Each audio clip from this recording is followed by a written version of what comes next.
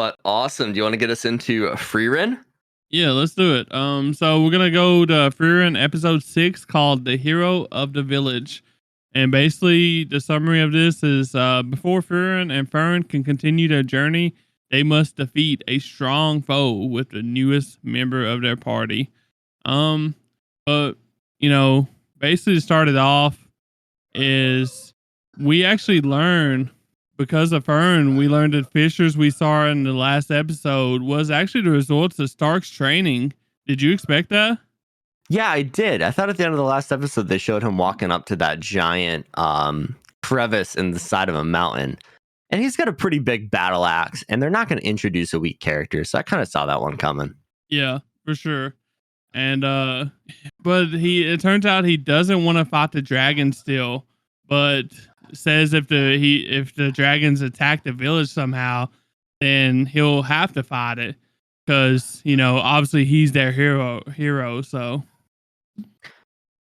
Definitely. And they also went into how Stark got his scar. So Stark is the red-headed character we saw in episode 4. Make sure, like I said, you guys catch up. There's a lot of information in these first 5 episodes. So Stark goes into it that he actually got his scar on his head from his master Eisen, not from fighting a monster. And, it kind of made you think, like, why did he lie about that? Is there a reason? Did he just want to seem tough? Or, like, did he not want to seem like he got kind of, like, beat up by his master for, like, a misunderstanding or something, yeah, I'm not sure. I'm not sure why he lied about it. Maybe he didn't want to, I guess, put Eisen down. Maybe I you know what I'm trying to say. Like he doesn't want to make Eisen talk bad about Eisen, his master to Frieren, because obviously Yeah. Frieren, you would assume that she likes Eisen and They're fucking boys. yeah. So Well, that's her boy. but yeah, it's a weird choice, but he's a kid, so Yeah, and he also went into how Eisen never praised him as an apprentice. And I thought that was interesting just because, like, after getting to know Eisen through, like, the first 4 or 5 episodes, he's not going to say a nice thing about anybody. That's just how he is, So, like, I can definitely see that. yeah. I mean, he's a man of few words, so He's a man of action is what he is. he He's a gets shit fucking done. dwarf, So, but yeah, Fern basically says, she's basically just telling him, telling Stark how her first encounter went with like a monster, and that Frieren wouldn't help at all, and it was basically all up to her, and she just run and run and run until she finally just, I guess, got tired and worked up the, courage to turn around and fight it. And then she just, she was no match for it. So, she's basically saying that he could be the same way, it's just, he's just got to get through the first one in order to be able to do it. So, Yeah, definitely. I liked how they brought resolve up. I mean, this show, it's not necessarily focused on like fighting and all that kind of stuff. It's really focused on character development. And I liked how they brought up resolve because I think with a little resolve, I mean, Stark is plowing through a mountain with a battle axe right now. Like the dude is yoked. I think with a little resolve, if he can get over his fear a little bit, he will be a force to be reckoned with. 100%. I mean, he got trained by Eisen, look at, I really didn't see Eisen doing that kind of shit. So, but when did they talk about, did they already talk about, what Eisen told Frieren or no, or is that later? I think that's a little later, the flashback. Yeah. Yeah, it's a little later in the episode. I got you. Yeah, we'll talk about it then. But yeah, basically, next day comes and Frieren and Fern show up, and what do you know? Stark isn't there. He didn't show up, and they was like, okay, I get it. We kind of expected that, and it was like, well, I guess it's time to do it our way, play tag with it, fight it, all that good stuff, and then here comes Stark. And then he's like, I'll do it on one condition. You have to promise me. And they're like, okay.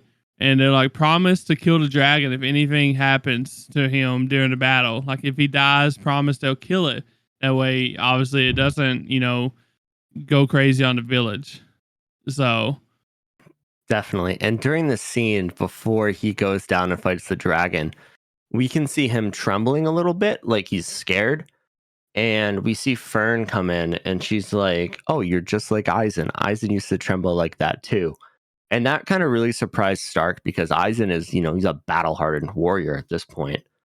And I thought that was really cool to highlight. it definitely is. And I think it kind of eased his nerves a little bit too. It was definitely helpful because he's like, maybe I'm not just a coward, maybe all great people have this too. So Yeah, I mean, it's been said a million times. Fear is what drives you to push to push you past your limits to protect people. So you need fear in your life to be able to understand how dangerous the situation actually is. yeah. And you know, uh we're not really gonna get too much into the fight with the dragon because it's, a fight scene. Y'all should definitely go watch it. But what did you think about like the animation and stuff of the dragon fight? There was one scene that just stood out to me as terribly animated. And it like really took away from the whole fight for me. It like showed the dragon with like a rock at the bottom, like part of the landscape at the bottom. And it looked like something out of like a kid's coloring book, and it really caught me off guard. Okay. I didn't really notice anything like that. Which I was just like so amazed with how good it was Ev- overall. Everything else was awesome, but there was just this one scene, and I thought I was Yeah. like, was this like did they have like an intern animate this one panel? Like, what's going on here, dude? This show's been beautiful so far. Yeah, I'm gonna have to go back and watch that and see what you're talking about because I'll sorry. I'll try and find it and take a screenshot or something for you, but it really stood out. Well, actually, I can't take a screenshot on Crunchyroll, but I can like take a picture of it and send it to you because it really, really threw me off because everything else had been so beautiful in that fight scene, and then all of a sudden there's just one scene. I was like, "What Yeah, I the didn't. fuck?" I would love to see that because, like I said, I didn't really notice anything because I went in this. Obviously we seen like the Great Sage or whatever. She fought the Great Sage, and that was like not much, but it still looked good. This was their like first actual like fight, and I didn't expect it to be that good. Honestly, it didn't look like they used CGI at all. It kind of looked like it was pretty well hand drawn, right? When you say, Yeah, I thought it was awesome, except this one scene just really stood out to me. I don't know why. Like, I just thought I was like, "What? This has been yeah, awesome." And then it was just this one scene. I was like, "Are they trying to like, I don't know, emphasize something here with like size or this or that?" But it just saw me. It really threw me off. I yeah, might be I'll look it crazy up. too. I don't know. Yeah. But basically just go watch this. Go watch Frieren because it's actually really good. Even though it is 6 episodes out now, definitely worth watching. I think so. Um, but now we get into like the flashback that we was talking about earlier of why Stark actually left Eisen, and you know, and he actually left because Eisen hit him. That was the main reason he left.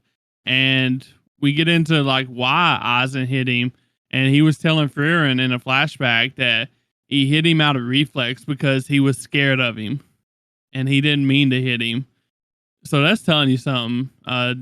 This is actually before we fought the dragon. This is like right before.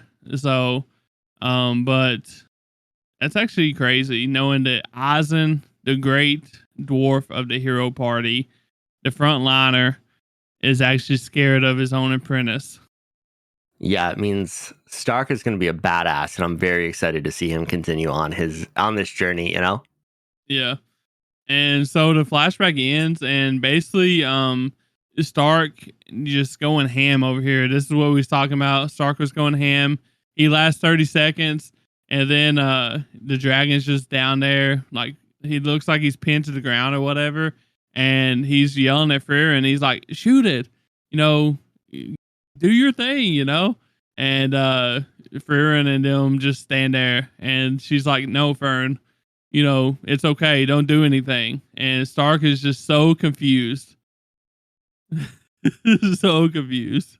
Yeah, and Tyler didn't explain how badass this final attack was. Like, we're talking like 100 foot in the air, full blown tomahawk, shake the world around you, final blow.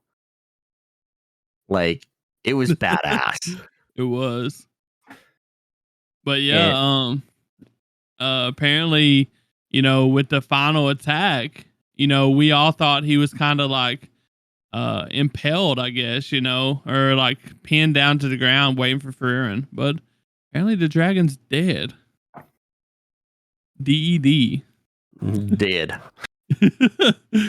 So Yeah, this man done killed him. So yeah, and Stark didn't even realize. That's why he was like, shoot the dragon, shoot the dragon. And we just start seeing the dragon slowly like fade away almost. It was kind of weird. I don't know if I like that scene because like that reminded me of something you'd see out of like a video game. yeah, like Shangri-La. Yeah, like you would see it in Shangri-La, which is not in the rundown, but you should definitely watch it because the last episode was nuts. It was. And it just kind of threw me off. I'm like, dragons, like you defeat a dragon. I mean, actually, in Skyrim, they do fade away like that. So maybe that's a dragon thing, and we just don't know. I don't know. Yeah, I mean, if you think about it, like I guess the sage kind of faded away too, right? Or Ye- the mage or whatever. Yeah, but that was like an 80-year-old, 180-year-old decrepit body. Like that kind of makes sense. But this is like a full blown fucking dragon, baby. Yeah, it is weird. I don't know. Maybe they'll explain why they kind of do it. Maybe it's like the drop system, or something. I don't know. I don't know how it is. But like it's a fantasy world like Lord of the Rings. That doesn't happen, That's why I'm just confused. But like after I said it, I was like, oh my god, this is just like the dragons in Skyrim. Like that ass, that's what happens. They like their bodies burn them up and fade away. So maybe that's a dragon thing. I don't know. Yeah, maybe. I don't know. I guess, like I said, we'll get into it more maybe in the future. Every on Friday. But speaking of like start killing a dragon without even knowing it. Do you think that Frieren like actually planned for Stark to defeat the dragon by himself? Do you think she went into that fight knowing that she wasn't going to have to help? Yeah, I do because she said she needed 30 seconds to charge up this super mega ultimate badass spell. And But she she was wasn't doing doing shit. nothing. She wasn't doing shit. So yeah, I think she knew he had it in him. We just had like some panels of just Frieren just standing there, and I'm like, wait, isn't she supposed to be like powering up or something? That was my Yeah. thoughts. Yeah, So. she should be going fucking Super Saiyan over there to use some crazy spell. And then I was like, okay. Even at the, like I said, even when he was hollering at her to do it, I still thought the dragon was alive. Like, I thought maybe he just pinned him down or something, because he's strong as hell.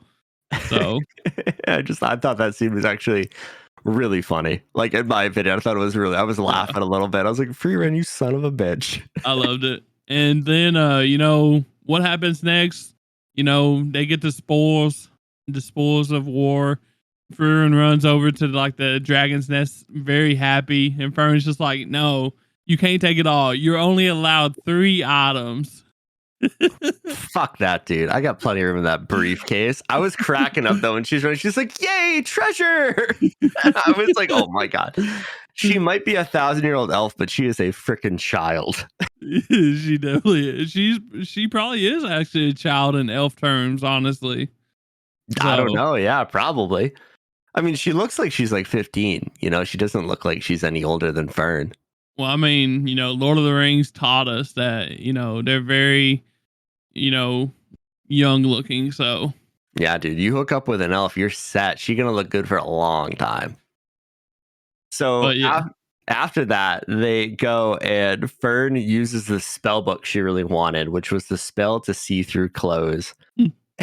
And she uses it on Frieren. And it's like, oh, the spell is not that interesting. And you just see Frieren like, oh, sorry, my body's not a lot to look at. And I'm cracking up. And then she looks at Stark and goes, so small. while it's panning over his midsection. And you're just like, it's not small. I was not expecting that at all from this show. And I was telling you that, like, I really thought they needed a character with some comedic relief. And it might just be Fern. Like a dead humor, kind of like you get from like Nico Robin. Like, it's not supposed to be funny, but it's fucking hilarious. I think that so I with the humor, I think that Fern and Stark together and Fern and Frieren together are really comedic. So that's Definitely. my thoughts on it. So after that, we travel to a new city in this crazy world. We get the nice, beautiful overview of the city with the classic 28 years since the death of Himmel the hero, all that stuff. And they're at the city of Wall, Waal, Wall. And they find out that they can't pass through the checkpoint to the northern territory or the northern country. What are they called again? I think it's Northern Country, Northern Side or something Northern like that. lands? Yeah, something Yeah, like that. yeah. And they find out they can't go through because the monsters are very active. There's like a little war going on up there. So the gates are closed. And Frieren is like, oh, no big deal. We'll just wait it out. And Fern overhears somebody say that it's going to be like 2 years. So Fern finds Stark at it was a pub, and it was a pub he went to as a child, and he was eating this like berry sundae kind of thing. And it goes to a little flashback of him and Eisen being there, and this thing is like the size of his head. And then in the current days, it looks like a little like Sunday.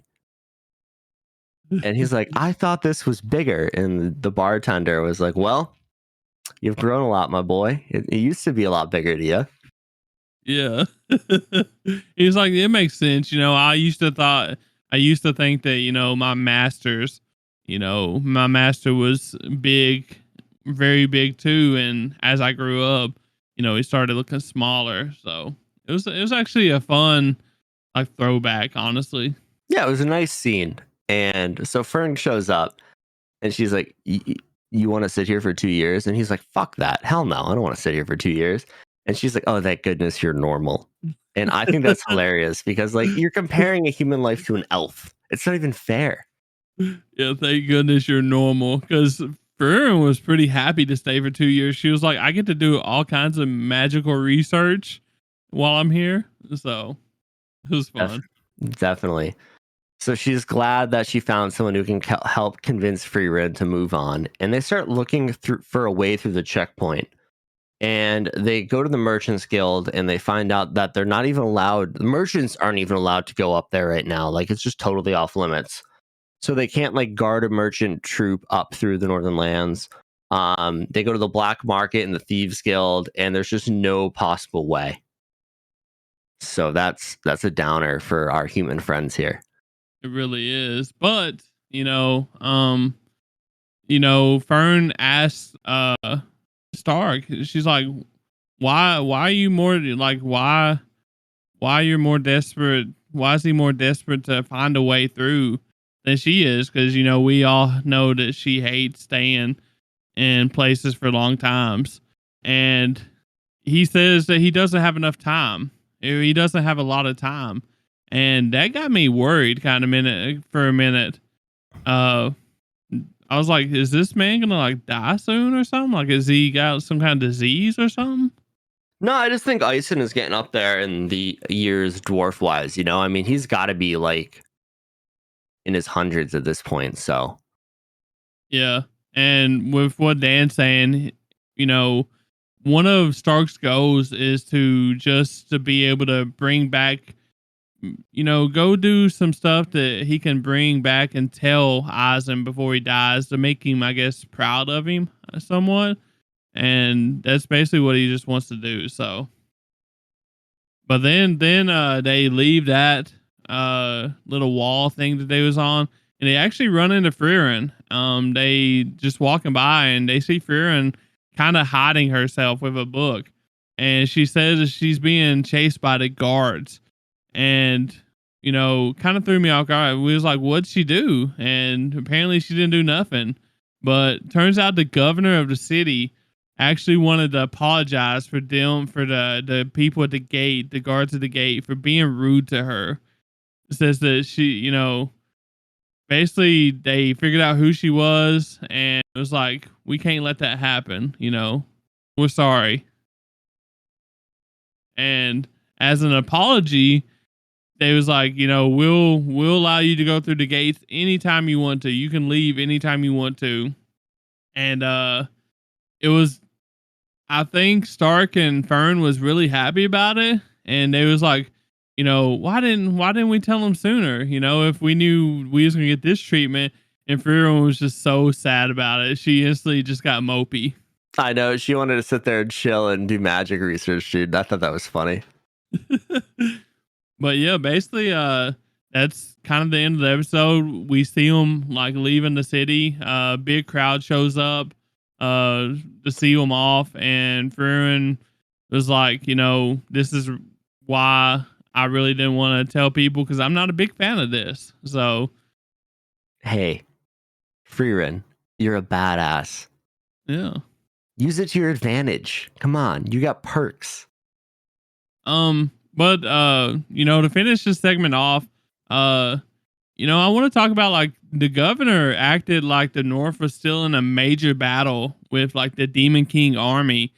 I wonder why if like the heroes party defeated the Demon King, like do we think that they'll have to like help defeat them again in this trip? Yeah, I'm kind of curious why, like, I feel like with her status, she would know if like the Demon King was resurrected or if there was like a second coming of like a new Demon King or something like that. But it definitely makes sense why they weren't letting like normal adventurers go north, Yeah. And with that being said, do you think they will get like a fourth member sometime to like match the original hero party? Yeah, I definitely think they will. It just makes sense for the storytelling, Yeah. Even though they're kind of like different, you got two mages, a frontliner like Eisen. Like, what? I guess would Frieren be considered the hero in that party?